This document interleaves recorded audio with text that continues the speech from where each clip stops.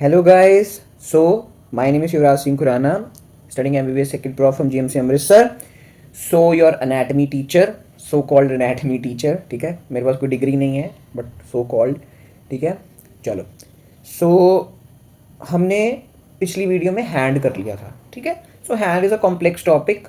सो अगर आपको समझ आया है तो भी मुझे बता सकते हो. अगर कुछ कुछ पॉइंट्स से समझ नहीं आए हैं तो you can watch again that video, समझ आ जाएंगे. क्योंकि फोर आर्म और जो हैंड है ना, वो ऐसे टॉपिक्स हैं जिसमें काफ़ी मसल्स हैं, तो उसको कई बार समझना पहली बार टफ लगता है. तो एक बार आप नोट्स बना लो, उसको रिवाइज करो और दोबारा एक बार वीडियो देख सकते हो 2x पे अगर आपको नहीं समझ आया, ठीक है. विद टाइम आपको हर चीज़ समझ आनी शुरू हो जाएगी. स्टार्टिंग में हर चीज़ टफ लगती है, सो डोंट वरी. ओके, सो आज हमने टॉपिक करना है रेडियल नर्व, ठीक है. रेडियल नर्व के बहुत सारे इंपॉर्टेंट क्वेश्चन हैं. पहली तो इसकी root value, course, branches, termination. कई कॉलेजेस में सीधा 12 मार्क्स का क्वेश्चन आता है, सीधा 12 मार्क्स का, क्योंकि इसकी इंजरीज बहुत हैं. Crutch palsy, Saturday night palsy, wrist drop, finger drop और बहुत सारे fractures, mid shaft humerus fracture, बहुत सारे फ्रैक्चर हैं, सुप्राकॉन्डाइलर फ्रैक्चर. तो वो हम देखेंगे तो उसमें कैसे कैसे इंजरी होती है. तो इस वीडियो को बच्चे लगा लेते हैं रट्टा. मैं इन ये चार क्वेश्चन जो है ना, ये इंपॉर्टेंट है, तो इन चार क्वेश्चन के रट्टा लगा के चल जाते हैं कि ये सिम्टम है उस बंदे को. बट आपने रट्टा नहीं लगाना, क्योंकि मैं रट्टा नहीं मरवाता, मैं आपको पूरा कंसेप्ट समझाऊंगा. So don't worry, so don't worry, so no रट्टा please, specially in this video. Moreover forearm की मसल्स की नॉलेज आपको होनी चाहिए. आई विल रेकमेंड मेरी वीडियो एक बार देख लो. फोर आर्म के मसल्स की बहुत आसान काम हो जाएगा. चाहे मसल्स देख लो, बाकी चाहे रहने दो. ओके, सिर्फ मसल्स देख लो फोर आर्म की, तभी रेडियल नर्व समझ आएगी. नहीं तो सारी रेडियल नर्व सिर के ऊपर बाउंसर हो जाएगी, ठीक है. सो हमने ये मेन टॉपिक्स पढ़ने हैं. तो सबसे पहले we will start with our thought, जो हमने नया रखा है आजकल वीडियो में. तो थॉट क्या है कि आप अच्छे इंसान बन सको साथ साथ पढ़ने के साथ साथ. So today's thought is until you cross the bridge of your insecurities you can't बैगन टू एक्सप्लोर योर पॉसिबिलिटीज, ठीक है. बंदा खुद अगर अपनी कैपेबिलिटीज नहीं जान पाएगा, खुद अपनी यू कैन से जिस चीज़ से उसको डर लगता है, अगर वो एक बारी भी नहीं करेगा तो इट्स वेरी टफ. तो मुझे अपनी एग्जाम्पल देता हूँ. स्टार्टिंग में मुझे वीडियोस बनानी बहुत टफ लगती थी, बहुत टाइम लगता था, डर लगता था, बोलने में डर लगता था, थंबनेल में अपनी फोटो लगाने पे डर लगता था. जैसे कॉन्शियस था मैं, अपनी आवाज़ नहीं मैं सुन पाता था. अब कईयों को होता है ना कि आवाज़ नहीं अपनी अच्छी लगती, तो वो वीडियो लगाते थे, दोस्त के मजाक करते थे, सामने वीडियो लगा लेते थे, तो इतना एम्बेरसमेंट सी होती थी. तो विद टाइम वो सब कुछ ठीक हो गया. तो ऐसे ही होता है, मैंने अपनी इनसिक्योरिटीज़ को पार किया, तो आप भी अपनी इनसिक्योरिटीज़ को पार करो, अपनी कैपेबिलिटीज़ को जानो, ठीक है. ये नहीं कि जो मैं शुरू से करता आया हूँ वही करता रहूँगा. नहीं, थोड़ा चेंज करो, अपने आप को डेवलप हो, बैलेंस रखो लाइफ में और डेली इंप्रूव हो. चलो let's start. So let's start with our story. So story start कैसे होती है, कैसे होती है स्टोरी हमारी स्टार्ट की. क्या है, अ 35 ईयर ओल्ड फीमेल. हमारी वीडियो में फीमेल का नेम क्या होता है, Sharmila. So Sharmila from rural area presents to emergency department. Emergency department में क्यों आई, because she fell from ladder. वो रूरल एरिया में रहती है, तो पौड़ी पे चढ़ी हुई थी, लैडर पे चढ़ी हुई थी वो. तो क्यों लैडर पर चढ़ी, क्योंकि वो अपने रूफ क्लीन कर रही थी, दिवाली आ रही थी या कोई फेस्टिवल आ रहा था, इसलिए अपना रूफ क्लीन कर रही थी. तो क्या हुआ, लैडर गिरी और वो नीचे गिर गई. तो उसकी वजह से क्या हुआ, she reports in pain with her pain in her right arm. कहाँ पेन हुई इसको, pain in her right arm. Right arm में पेन हो रही है. आर्म पता ना, arm forearm hand, so arm सबसे ऊपर वाली. So her arm was swollen and on x-ray finding में क्या पता लगा, that there is a mid shaft fracture of humerus. Humerus बीच में से टूट गई है, mid shaft fracture of humerus, ठीक है. अब क्या क्या सिम्टम्स थे कि she is unable to extend her wrist. अपनी रिस्ट की एक्सटेंशन नहीं कर पा रही. And fingers also, fingers and wrist दोनों की एक्सटेंशन. फिंगर्स की एक्सटेंशन कैसे होती है, जब हम ऐसे मुट्ठी बना लेते हैं तो फिंगर्स फ्लेक्स कर रहे हैं. जब मुट्ठी बना रहे हैं, फिस्ट बना रहे हैं, तो फिंगर्स फ्लेक्स, बोला मैंने, फ्लेक्स कर रहे हैं. जब मुट्ठी खोल रहे हैं तो एक्सटेंशन हो रही है. समझ आया, ध्यान से इस शब्द को लिख रहा हूं कि फिस्ट जब बनाते हैं तो वो मूवमेंट है फ्लेक्शन ऑफ फिंगर्स. जब फिस्ट खोल रहे हैं, that movement is extension of fingers. So unable to extend his wrist and fingers. Arm में इंजरी हुई है, बट देखो कहां, रिस्ट की और फिंगर्स की वो नहीं कर पा रही है, ठीक है. Extension on examination there was a numbness, और कहां पर है, there was a numbness and tingling sensation over dorsum of hand, ठीक है, skin, particularly on lateral side. Dorsum of hand क्या होता है, मतलब नेल वाली साइड, नेल वाली साइड पे उसको फील नहीं हो रही है कोई sensations. More toward lateral side, lateral side हम एनाटॉमिकल पोजीशन में देखते हैं, एनाटॉमिकल पोजीशन में लेटरल साइड कौन सी, थंब वाली साइड, मतलब थंब हो गया, इंडेक्स फिंगर हो गया, मिडिल फिंगर हो गया, उधर उसको सेंसेशन नहीं फील हो रही है, ठीक है, डॉर्सम ऑफ हैंड पे। डॉर्सम मतलब पीछे, मतलब जहां पर नेल्स वाली साइड है। सो क्या होगा, diagnosis will be and in the video, at the end of the video. चलो let's start with the radial nerve, ठीक है। ध्यान से इसका मैं कोर्स पूरा बना रहा हूं, ठीक है। आपने अच्छा सा ऐसे कोर्स बनाना है, उसके पहले मैं एक ह्यूमरस बना दूं आपके लिए।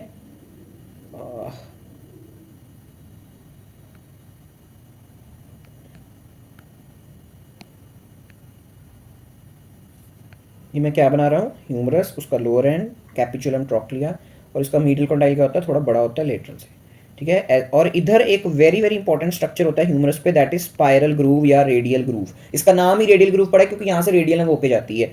चलो लेट्स स्टार्ट, साथ साथ मैं इसका कोर्स बोल रहा हूँ, साथ साथ इसका डायग्राम बना रहा हूँ। तो ये कहाँ से स्टार्ट होता है, हमारा C5 to T1 from the posterior cord of brachial plexus. अगर इसी को ये लाइंस नहीं समझ आई तो ब्रेकियल प्लेक्सिस की नॉलेज आपको थोड़ी थोड़ी होनी चाहिए, नहीं तो आप ये भी याद रख सकते हो कि C5 to T1 उसकी रूट वैल्यू है and posterior cord of brachial plexus से शुरू हो रही है। ओके, सो यहां से शुरू हुई और कैसे एक्सिला से होते हुए कहां पहुंची, रेडियल ग्रूव पे पहुंची, रेडियल ग्रूव या स्पाइरल ग्रूव, उससे होते हुए जाती है, उसके अंदर से नहीं जा रही, उसके ऊपर से होते जा रही है, हड्डी में कोई होल नहीं है, उसके ऊपर से होते हुए जा रही है।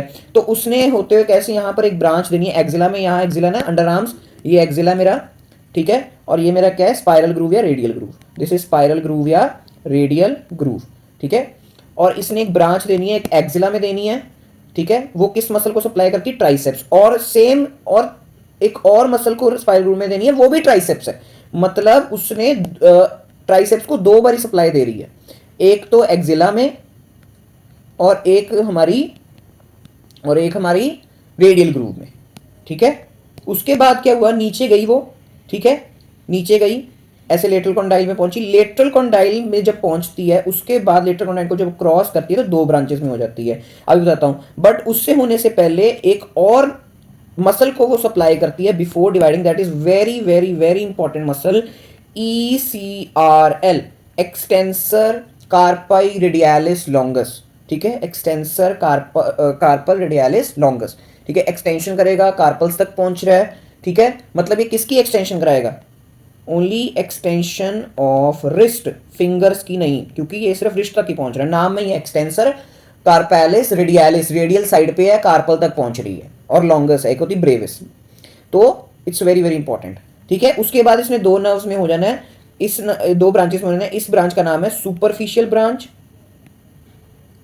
और इस ब्रांच का नाम है पोस्टीरियर इंट्रोशियस ब्रांच।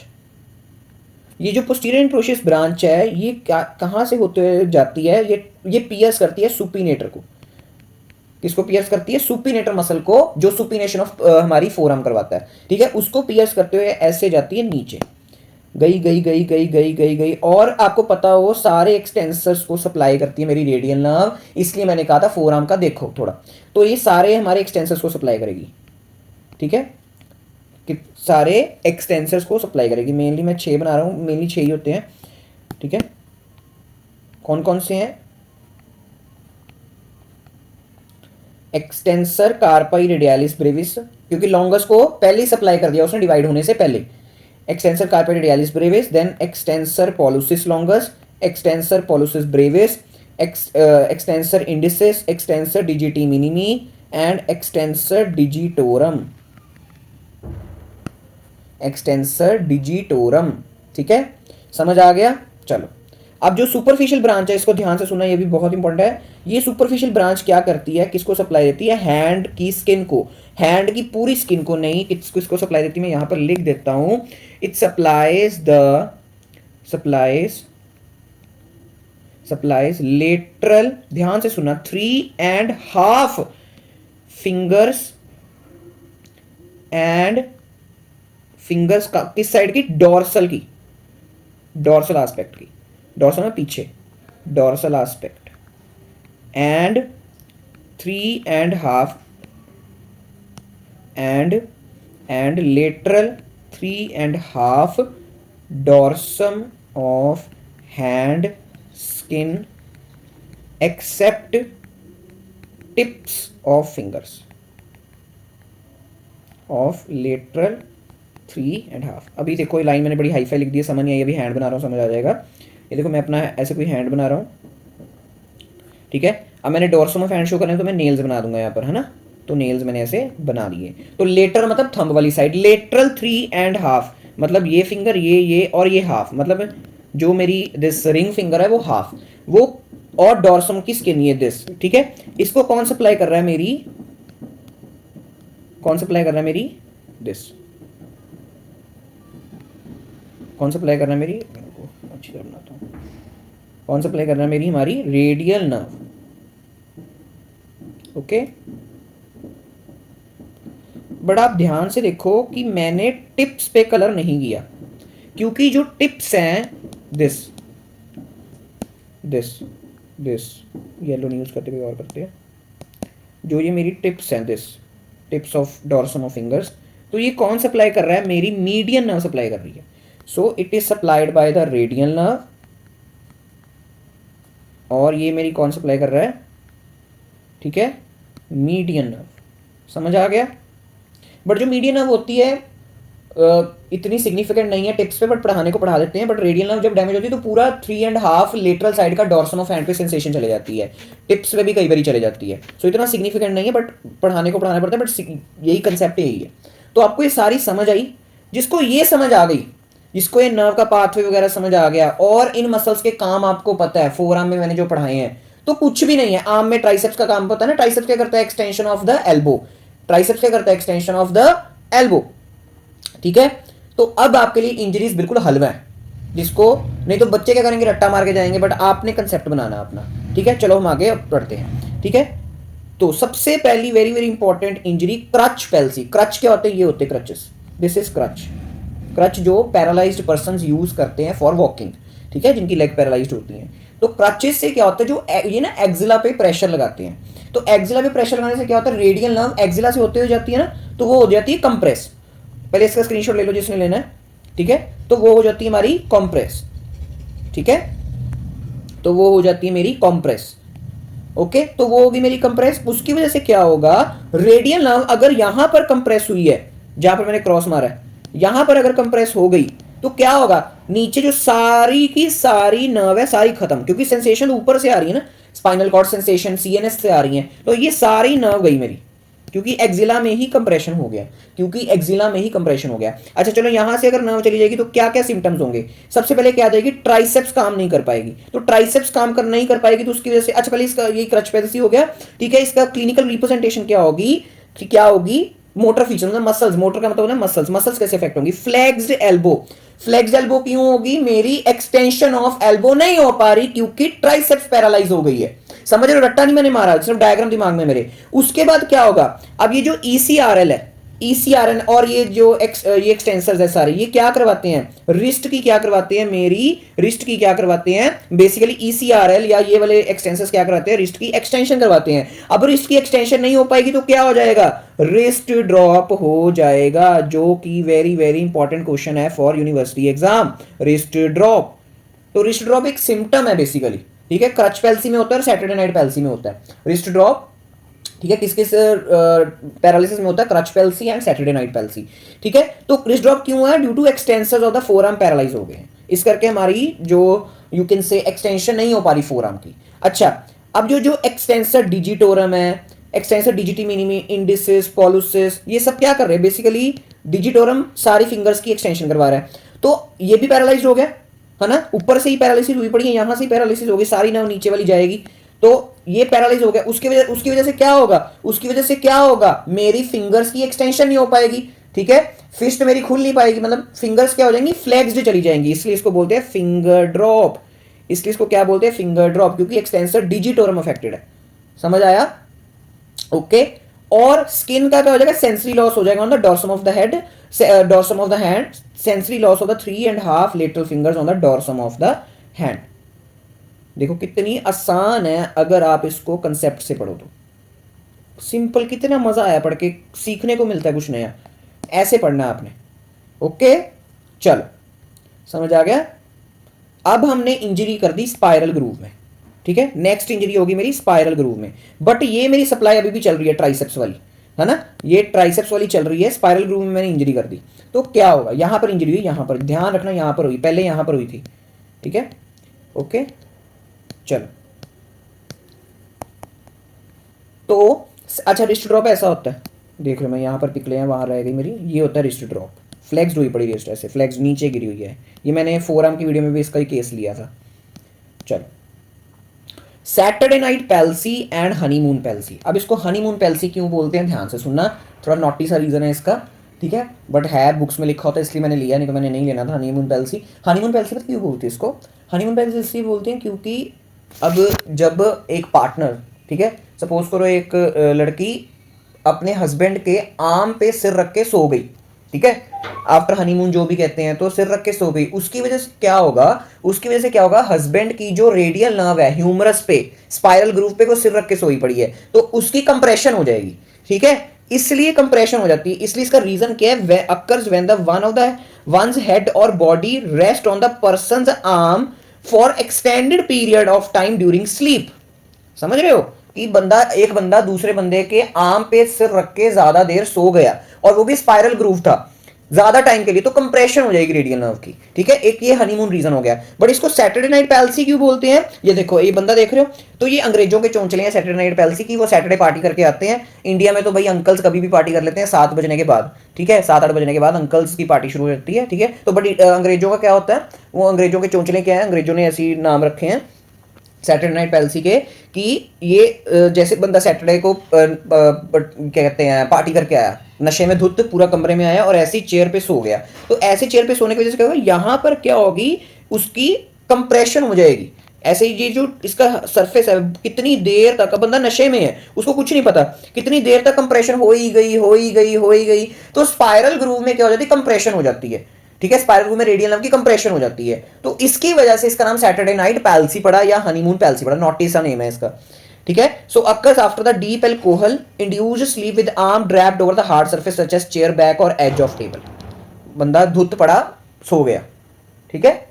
और क्या रीजन हो सकता है, during deep anaesthesia, coma, prolonged hospital stage in awkward position, ठीक है भाई, डॉक्टर ने क्या किया, एनेस्थीसिया दे दिया, तो उसकी वजह से क्या हो गया, कितनी देर तक बंदा एनेस्थीसिया में रहा, जनरल जो एनेस्थीसिया देते हैं, तो वो क्या पड़ा था, उसकी कंप्रेशन हो गई, सपोज करो आर्म बड़ी उसकी ऑकवर्ड पोजीशन में बड़ी थी, आर्म उसकी पीठ के नीचे आ गई थी या उसकी बॉडी के नीचे आ गई थी, तो उसकी वजह से क्या हो, रेडियल नर्व कंप्रेस हो गई। कोई भी नर्व कंप्रेस हो सकती है एनेस्थीसिया में, एनेस्थीसिया वाला पॉइंट या इंजरी वाला पॉइंट आप हर वीडियो के हर नर्व की इंजरी में डाल सकते हो, कोई फ्रैक्चर होगा तब भी, और एनेस्थीसिया देने की वजह से ऑकवर्ड पोजीशन लिखनी जरूरी है कि ऑकवर्ड पोजीशन में हैंड पड़ा था उसका, सॉरी आर्म पड़ी थी उसकी या लेग पड़ी थी, जो भी कह सकते हैं आप, कोई भी नर्व की इंजरी के कॉज में डाल सकते हो। सो समझ आ गया क्यों इसको सैटरडे नाइट पैल्सी एंड क्यों इसको हनीमून पैल्सी बोलते हैं। अब हनीमून वाली मैंने फोटो नहीं ली, वो आप खुद काफ़ी हो दिमाग वाले ठीक है, just joking. So clinical representation क्या होगी, अब ध्यान से सुनो, अब मैं डायग्राम की तरफ जा रहा हूँ।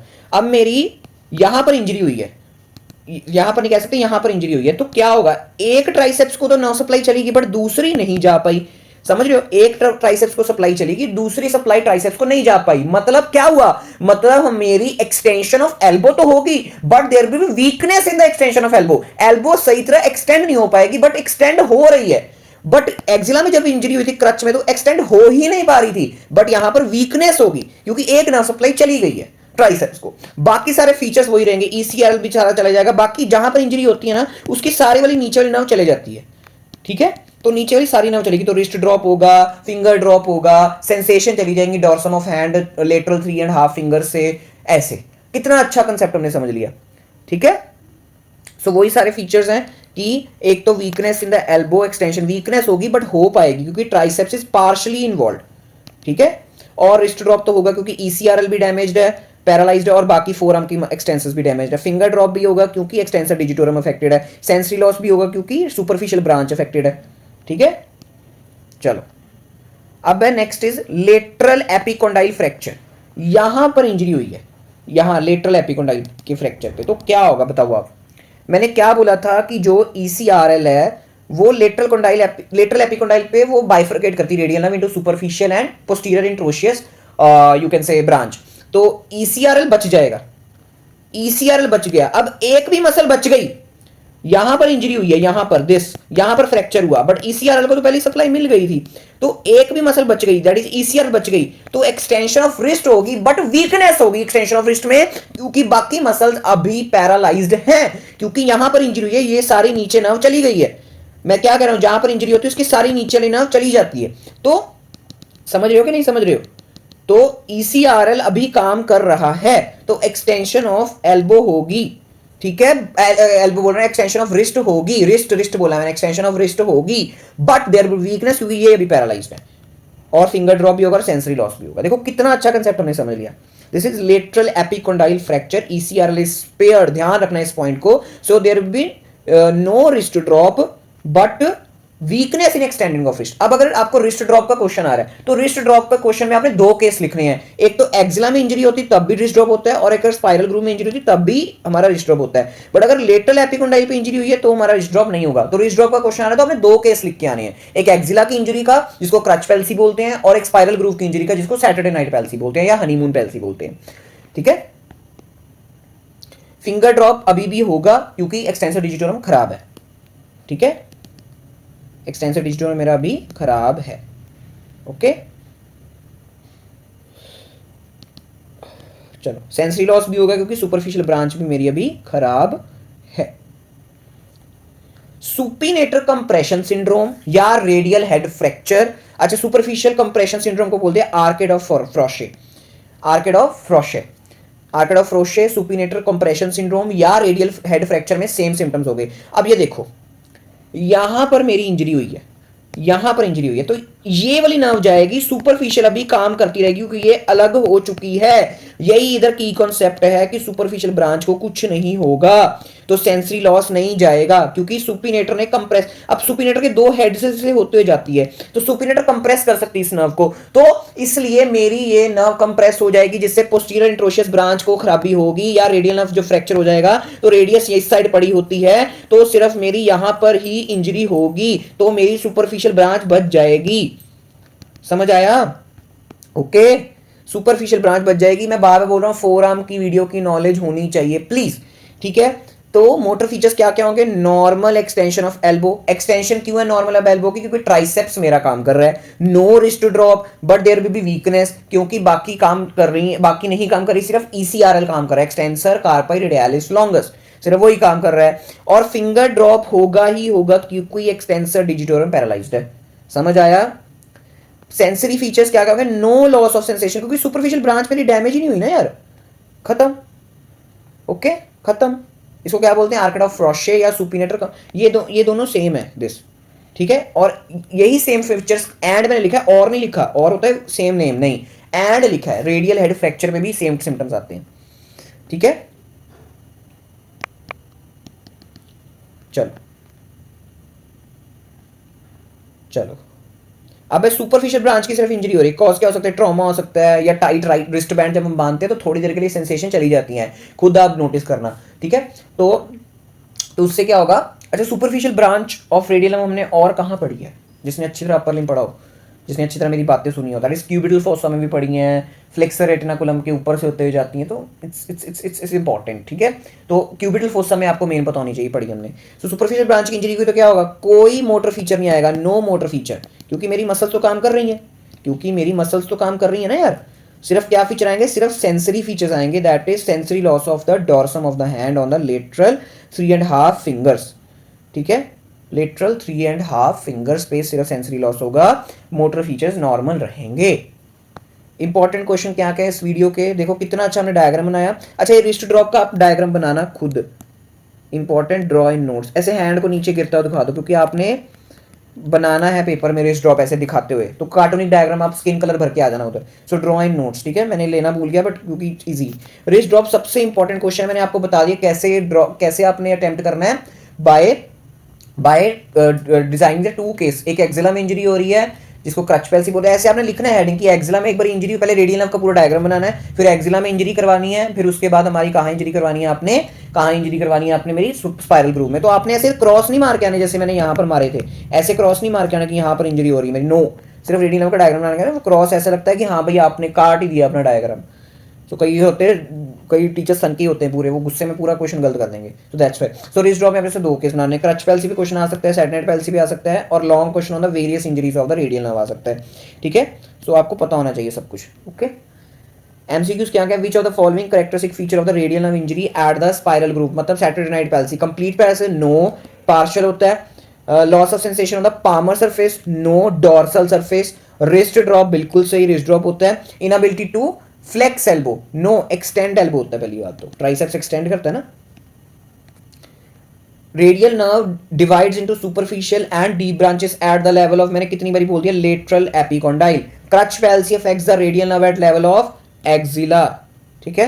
यही क्लिनिकल केस जो मैंने स्टार्टिंग में लिया था, कहां पर उसकी फ्रैक्चर हो रहा है, स्टार्टिंग मैंने कहां बताया था, in the mid shaft humerus, और एक्सटेंड वो नहीं कर पा रही अपनी फिंगर्स एंड रिस्ट, तो क्या हो सकता है डायग्नोसिस, डायग्नोसिस क्या हो सकता है कि injury to radial nerve, injury to radial nerve in spiral groove, जिसका दूसरा नाम क्या है, Saturday night palsy, Saturday night palsy. तो इसकी वजह से क्या क्या फीचर्स है, रिस्ट ड्रॉप, ठीक है, फिंगर ड्रॉप, ठीक है, वही सेंसेशन लॉस्ट वगैरह जो भी है, जो आपको सारा कुछ करवा दिया, ठीक है। चलो, तो आप मेरा टेलीग्राम या इंस्टाग्राम फॉलो कर सकते हो, Telegram for notes, Instagram for updates, okay. Thank you so much, meet you in the next video. Next video मेरी median nerve and ulnar nerve पे होगी, दोनों मैंने इकट्ठी ले ली है, ओके, थैंक यू।